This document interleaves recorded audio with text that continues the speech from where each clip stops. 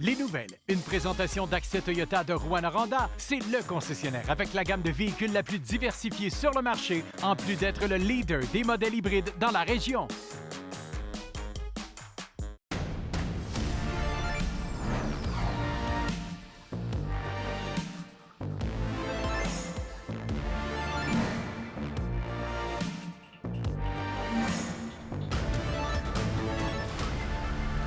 Ici Anthony Dallaire et voici vos informations. On débute le bulletin avec une bien triste nouvelle. Le travailleur forestier de Sainte-Terre qui a subi un accident de travail mardi dernier a malheureusement succombé à ses blessures. L'employé de 19 ans s'était coincé dans une machinerie pour broyer du bois. Son décès a été constaté le 3 octobre dans un centre hospitalier de Montréal. Le bureau du coroner indique qu'une investigation est en cours pour établir les causes et les circonstances entourant le décès. Le dossier a été confié à la coroner maître Valérie Morin. Et dans un tout autre dossier maintenant, des coupures de service vont être effectives dans plusieurs points de service de la SAC dans la région. Les heures de service au comptoir vont être condensées sur 4 jours à Rouyn-Noranda, Val-d'Or, Ville-Marie et La Sarre, et ce jusqu'au 21 mars prochain.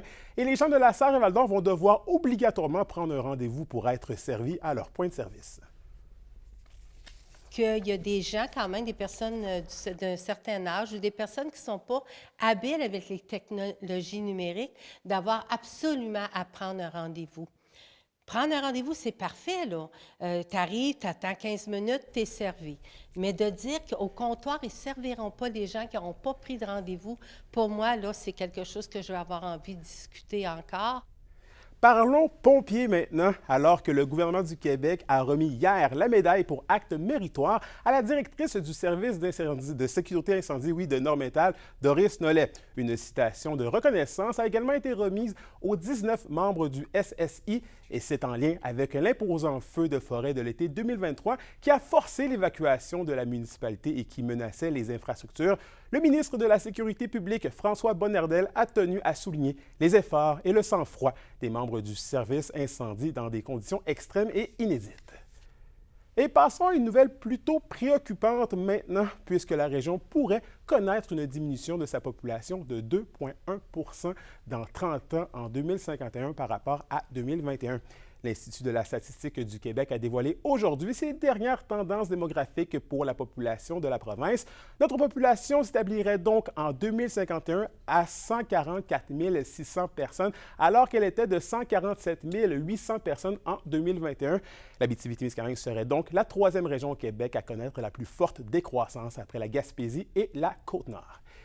Et dans le domaine minier maintenant, près de 6 millions de dollars sont octroyés pour 16 projets de recherche, incluant la filière des minéraux critiques et stratégiques. C'est la ministre des Ressources naturelles et des Forêts et ministre responsable Maïté Blanchette-Fézina qui en a fait l'annonce de concert avec le Fonds de recherche du Québec, secteur nature et technologie. Deux projets de l'UQAT en font d'ailleurs partie. Et cette semaine marque la semaine du coming out, bien qu'adressée en majorité aux personnes issues de la communauté LGBTQ2S+. L'occasion est aussi à informer et sensibiliser la population à la cause. En ce sens, plusieurs activités sont prévues en marge de la Journée internationale du coming out qui, elle, se tiendra le 11 octobre. J'en parle avec l'un des organisateurs ici dans la région. Pourquoi c'est important d'en parler? Je pense que c'est important de le souligner parce que les personnes, surtout les jeunes personnes queer, sont confrontées à ce dilemme et il faut quand même leur faire sentir qu'elles ne sont pas seules, qu'il y a quand même une communauté autour, qu'il y a des alliés autour. Je pense que la Journée internationale de coming out ne s'adresse pas seulement aux personnes queer, mais à tout le monde, c'est-à-dire toutes les personnes qui ne sont pas queer, mais qui quand même s'identifient comme des alliés.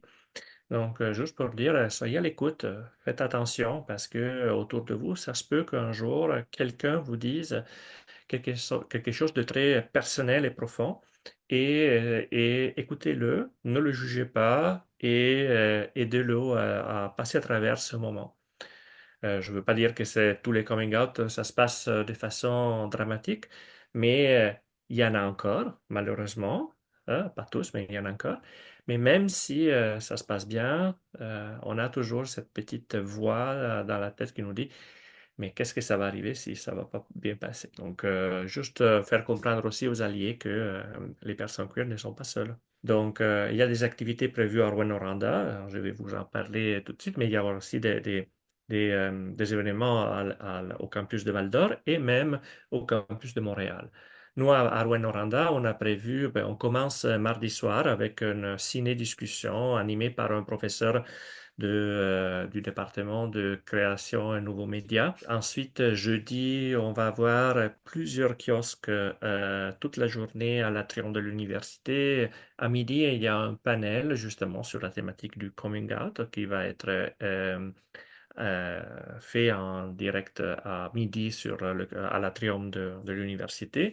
Le soir, un petit moment de détente avec un karaoké diversité au bistrot. Au campus de Val-d'Or, il y aura plusieurs discussions. Et au culturel, c'est cette semaine, l'ensemble Goebel de l'Orchestre symphonique régional présente son spectacle Suite royale partout en région. C'est un concert unique où de grandes œuvres classiques vont révéler la puissance et l'émotion des instruments à cordes. La grande première avait lieu à Amos hier et la tournée se poursuit ce soir à La Sarre. L'ensemble va ensuite s'arrêter à Val-d'Or, demain à Rouyn-Noranda, mercredi, et à Ville-Marie, jeudi. Et au sport, c'était week-end d'action pour nos deux équipes de hockey de la Ligue de hockey junior Maritime Québec. Alexandre Cabana nous a préparé ce qui suit. Les Huskies revenaient à la maison avec un début de saison en demi-teinte et pour l'occasion, Bill Zonon sort de sa tanière et mène la charge à l'attaque pour les Huskies avec 2 buts. Le gardien recru de la Meurthe, Samuel Meloche, a d'ailleurs signé son premier jeu blanc en carrière vendredi dans une victoire convaincante de 4-0 contre les Olympiques de Gatineau. Et dès le lendemain, Rouyn-Noranda affrontait l'Armada de Blainville-Boisbriand. Un match beaucoup plus serré cette fois, mais la Meute a eu le dessus 3-2. Dans la victoire, la recrue Lars Steiner en a ajouté à son impressionnante récolte jusqu'à présent. Il est au sommet des recrues de la LHJMQ. Ça part de notre éthique de travail, d'être dur à jouer contre. Puis on avait mis l'emphase là-dessus la semaine passée, puis de jouer avec rapidité. Puis je pense qu'on a fait des pas. Maintenant, on va juste l'améliorer, se servir de cette semaine de pratique pour le pousser encore plus loin et être encore meilleur vendredi. Ça fait une couple d'années que, mettons, moi, ça fait 3 ans. On est une couple de joueurs que ça fait 3 ans qu'on se le fait dire. Fait que là, ça reste juste à l'apprendre aux nouveaux joueurs. Puis, plus qu'on est capable de le faire, mieux que ça va aller. De l'autre côté de la 117, c'est une ouverture locale à oublier chez les Foreurs vendredi avec une défaite de 6-1 face à l'Armada. Le jeune Amossois Mathias Bourque a été le seul marqueur des siens dans la défaite avec son premier but en carrière dans la LHJMQ. C'est sûr, je suis vraiment content. Écoute, c'est quelque chose qu'on attend. C'est un peu un rêve qu'on vit de scorer son premier but. Fait que de le vivre comme ça, c'est vraiment le fun. La troupe de Maxime Desruisseaux s'est toutefois reprise de belle façon samedi en offrant une première victoire de 4-1 à domicile à leurs partisans sur les Olympiques de Gatineau.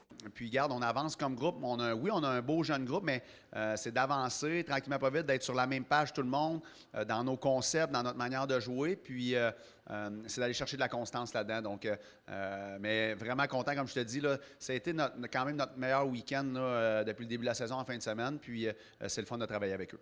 Nos deux équipes de la région profiteront d'une semaine d'entraînement complète dans le confort de la maison. Ils recevront tour à tour les Voltigeurs de Drummondville et les Screaming Eagles du Cap-Breton à compter de vendredi prochain. Alexandre Cabana, RNC Nouvelles, à Rouyn-Noranda. Et à la météo de la Abitibi-Témiscamingue pour ce soir et cette nuit, c'est partiellement nuageux pour tous les secteurs avec 40 % de probabilité d'averse pour l'Abitibi. D'ailleurs, prenez garde au froid car la température descendra sous la barre des 0 degrés Celsius en Abitibi, alors qu'au Témiscamingue, on devrait atteindre un minimum de 0. Pour la journée de demain, c'est des nuages avec 60 % de probabilité d'averse pour l'Abitibi, alors que ce sera du soleil pour le Témiscamingue et maximum de 6 et de 9 degrés Celsius. Et finalement, on aperçu pour mercredi, c'est des nuages avec de la pluie par endroits et des minimums oscillant entre 7 et 8 degrés Celsius. Et voilà, c'était vos informations régionales. Merci encore une fois d'avoir été des nôtres. Nous, on se dit à demain pour la suite des choses. D'ici là, prenez soin de vous.